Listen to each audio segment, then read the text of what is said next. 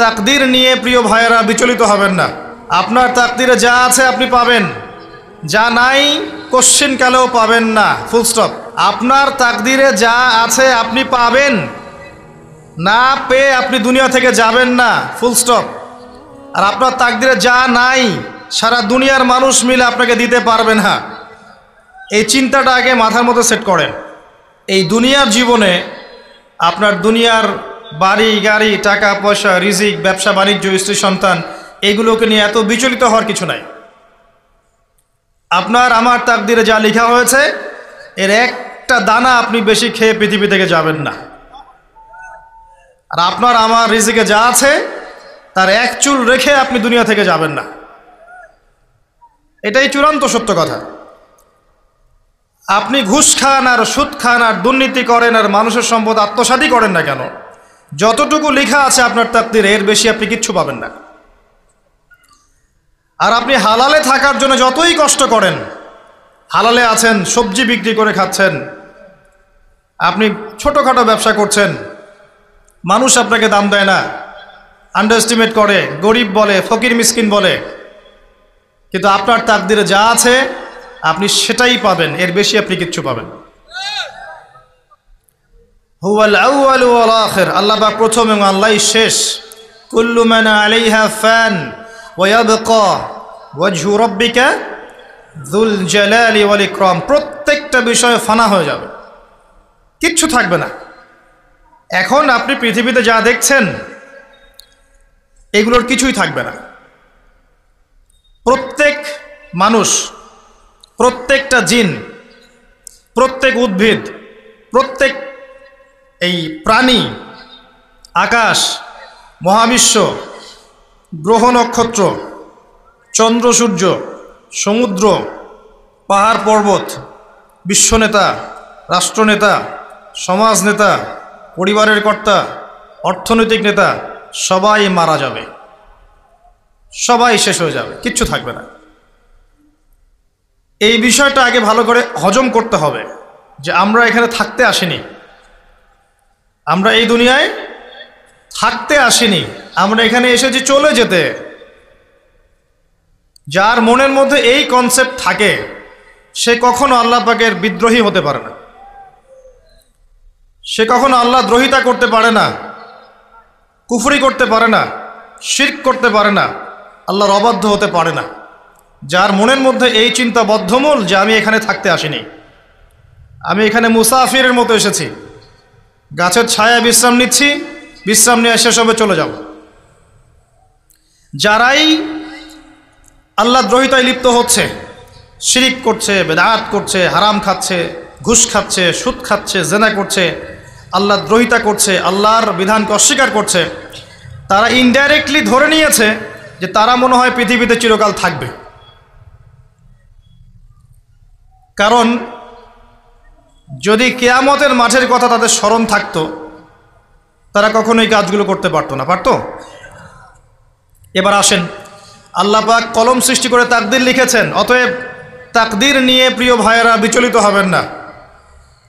আপনার তাকদীরে যা আছে আপনি পাবেন, যা নাই কোশ্চেন কালেও পাবেন না, ফুল স্টপ। আপনার তাকদীরে যা আছে আপনি পাবেন, না পেয়ে আপনি দুনিয়া থেকে যাবেন না, ফুল স্টপ। আর আপনার তাকদীরে যা নাই সারা দুনিয়ার মানুষ মিলে আপনাকে দিতে পারবে না। এই চিন্তাটা আগে মাথার মধ্যে সেট করেন। এই চিন্তা যার মধ্যে ইনস্টল করা আছে সে আত্মহত্যা করে না কখনো, সে হতাশ হয় না কখনো, সে ভয় পায় না, আল্লাহর পথে চলতে গিয়ে পিছু পা হয় না, সে জালেমের সামনে মাথা নত করে না। যার মাথায় এই চিন্তা আছে যে আল্লাহ যা লিখেছেন এটা হবে, যা লিখেন নাই সারা দুনিয়ার মানুষ মিলে সেটা হবে না, সিম্পল। এর মধ্যে আল্লাহ পাক পরীক্ষায় ফেলবেন, ওই বিষয়টা ডিফারেন্ট। আমি অবশ্যই তোমাদেরকে পরীক্ষা করব, ভয় দিয়ে, ক্ষুধা দিয়ে, সন্তানের কি ইন্তেকাল দিয়ে, ফসলের ক্ষতি দিয়ে, সম্পদের ক্ষতি দিয়ে আমি পরীক্ষা করব। কিন্তু যারা সবর করবে এবং যারা এই কনসেপ্ট রাখবে ইন্না লিল্লাহি ওয়া ইন্না ইলাইহি রাজিউন, এদেরকে আল্লাহ পাক প্রশংসা করেছেন, ইনশাআল্লাহ এরা সফল হবে। আল্লাহ পাক তাকদির লিখে ফেলেছেন, তাকদির নিয়ে টেনশন করবেন না, রিজিক নিয়ে টেনশন করবেন না। এখনকার যুব সমাজের সবচেয়ে বড় টেনশন রিজিক। একটা জব, একটা ভালো জব, একটা ভালো ব্যবসা, সে সিকিউরড লাইফ চাচ্ছে। রিজিক নিয়ে চিন্তা করবেন না। আপনার কাছে যে রিজিক আছে এটা আপনার কাছে আসবেই ইনশাআল্লাহ। হয়তো সময় লাগছে কিন্তু আপনার কাছে আসবে ইনশাআল্লাহ তাআলা। আপনি হালালের উপর থাকবেন, ন্যায়ের উপর থাকবেন। আপনি অন্যায় পথে রিজিক সার্চ করবেন না। আপনার তাকদিরে যে রিজিক আছে আপনার কাছে আসবে ইনশাআল্লাহ। এবার আসেন, আল্লাহ পাক এরপরে সৃষ্টি করেছেন মহাবিশ্ব। এই পুরো মহাবিশ্ব তাকদির লিখার পরে মহাবিশ্ব কয় দিনে? ফি সিত্তাতি আইয়াম, 6 দিনে। মাত্র 6 দিনে আল্লাহ পাক পুরো মহাবিশ্ব সৃষ্টি করেছেন।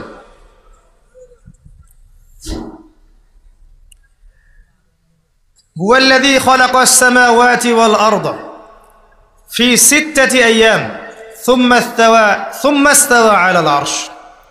সূরা হাদীদের মধ্যে এটা আছে।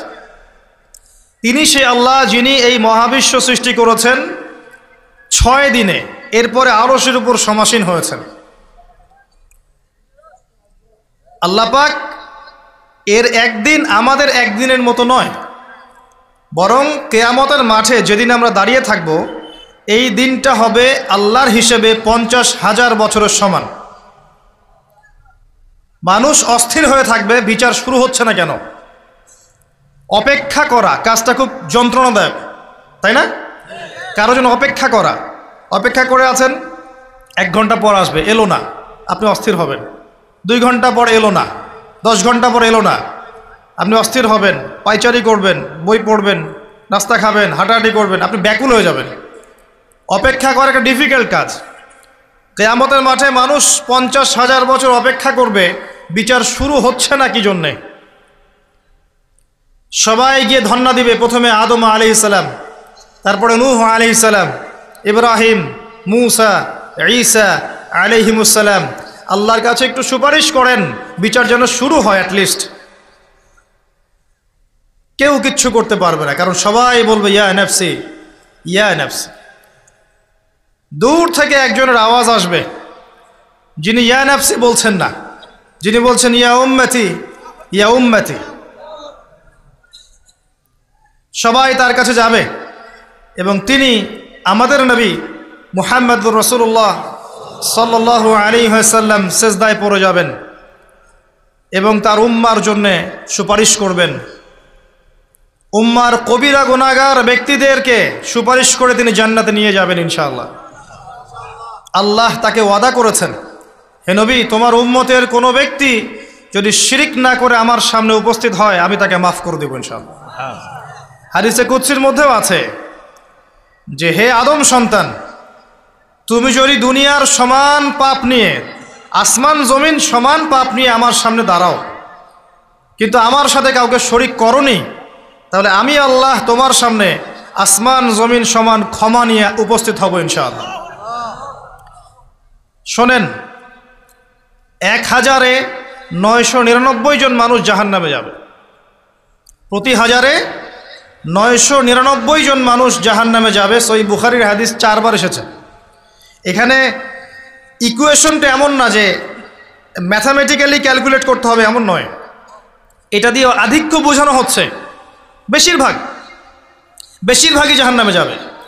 এই কথা আল্লাহ পাক কিন্তু সূরা আরাফের মধ্যেও বলেছেন 179 নম্বর আয়াতে, ওয়ালাকাদ যারানা লিজাহান্নামা কাসীরাম মিনাল জিন্নি ওয়াল ইনস। একই বিষয়ে কোরআন হাদিস পরস্পর মিলে যায়। এখানে একটা বিষয় বুঝতে হবে, আল্লাহ পাক বলেছেন সূরা নিসার মধ্যে, ইন্নাল্লাহা লা ইয়াগফিরু আন ইউশরাকা বিহি ওয়া ইয়াগফিরু মা দুনা যালিকা লিমান ইয়াশা। আল্লাহ পাক তার সাথে শিরকের গুনাহ মাফ করবেন না, এছাড়া যে কোনো গুনাহ আল্লাহ পাক যাকে ইচ্ছা মাফ করতে পারেন। তার মানে যে বেশিরভাগ মানুষ জাহান্নামে যাচ্ছে তাদের আমল নামায় কোন পাপ থাকতে পারে? কথা বোঝা যাচ্ছে কি? নিঃসন্দেহে তাদের আমল নামায় শিরকের পাপ থাকবে। এটা বুঝতে আপনাকে পিএইচডি করার দরকার নাই। আল্লাহ পাক শিরক ব্যতীত যে কোনো পাপ যাকে ইচ্ছা মাফ করতে পারেন। তার মানে তারা জাহান্নামে যাচ্ছে বিকজ অফ শিরক। আমাদের মুসলিমরা এখন শিরক বোঝে না, অমুসলিমরা তো শিরক করেই। যেমন কেউ বলছে ওয়াকালাতিল ইয়াহুদু উযাইরুন ইবনুল্লাহ, ইহুদিরা বলছে উযাইর আল্লাহর সন্তান, নাউযুবিল্লাহ, শিরক। অথচ ওরাই এখন বিশ্বকে রুল করছে, তাই না? ওয়াকালাতিন নাসারা আল মাসীহ ইবনুল্লাহ, নাসারা বলছে যে ঈসা ইবনে মারইয়াম আল্লাহর সন্তান, তাই না? অথচ ওই সভ্যতাই এখন বিশ্বকে রুল করছে। যালিকা কাউলুহুম বিআফওয়াহিহিম, এটা ওদের মুখের কথা, এটা জাস্ট মুখের কথা। আবার অনেক সময় দেখা যায় যে আল্লাহকে বাদ দিয়ে আমরা মাধ্যম পূজাও করছি। অমুসলিমরা তো শিরক করছেই, যারা মুসলিম তারা দেখবেন আল্লাহকে বাদ দিয়ে মাধ্যম পূজা শুরু করেছে। মাজারের পূজা করছে, কবরের পূজা করছে, মৃত ব্যক্তির ওসিলায় পার পাওয়ার চেষ্টা করছে। মুসলিম থেকে দেখবেন তাকদীরকে অস্বীকার করছে, আল্লাহর হালালকে হারাম করছে, আল্লাহর হারামকে হালাল করছে। মুসলিম থেকে দেখবেন যে হাতে একটা আংটি পড়েছে, ভাই কী জন্য পড়েছেন? এই রোগ ভালো হবে আমার। গলায় একটা বালা ঝুলিয়েছে, কোমরে একটা মাদুলি, ভাই এগুলো কেন? এগুলোতে রোগ ভালো হবে। মুসলিমদের কথা বলছি, অমুসলিমদের কথা বাদ দেন। যারা বলছে আল্লাহর সন্তান আছে ওদের কথা তো বলার দরকার নেই আমাদের, কারণ এগুলো স্পষ্ট শিরক। তবে এতটুকু বলি যে 25শে ডিসেম্বরে যারা বলেছে মেরি ক্রিসমাস, বলেছে না? 25শে ডিসেম্বর যারা বলেছে মেরি ক্রিসমাস, মুসলিমদের মধ্যে এরা স্বীকার করে নিয়েছে যে ওই দিন আল্লাহ রাব্বুল আলামিন ঈসা আলাইহিস সালামকে জন্ম দিয়েছেন। নাউযুবিল্লাহ, নাউযুবিল্লাহি মিন যালিক। আর এটা এত বড় একটা কথা, এই কথা যদি আসমান জমিন আর পাহাড় শুনে রিয়্যাক্ট করতে পারতো, থরথর করে কেঁপে ভেঙে যেত এরা। সূরা মারিয়ামের শেষের দিকে পড়ে দেখেন, ওয়াকালু ইত্তাখাযার রাহমানু ওয়ালাদা লাকাদ জি'তুম শাইআন ইদ্দা তাকাদু